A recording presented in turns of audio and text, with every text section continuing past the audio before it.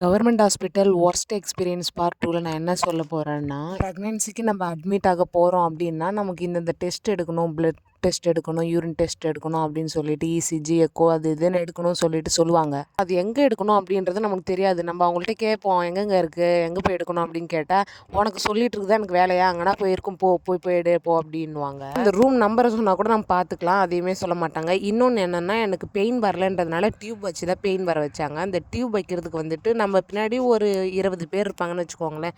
20 லேடிஸ்க்கும் tube வைக்கிற மாதிரி இருக்கும். ஒரு ஸ்க்ரீன் இருக்கும். அந்த ஸ்க்ரீனை கூட அவங்க இழுத்து விட மாட்டாங்க. அதுக்குள்ள வந்துட்டு ஒருத்தவங்களா பாவாடையை கழட்டிட்டு நில்லு, சீக்கிரமா வந்து படு, உனக்கு வந்து பார்த்துட்டு இருக்குது எனக்கு வேலை கிடையாது, எனக்கு 1008 வேலை இருக்குது அப்படின்ட்டுலாம் பேசுவாங்க.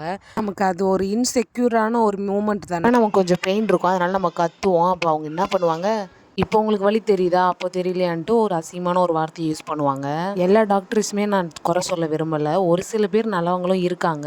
இந்த ஒர்ஸ்ட்டாக பிஹேவ் பண்ணவங்களுக்காக இந்த வீடியோ.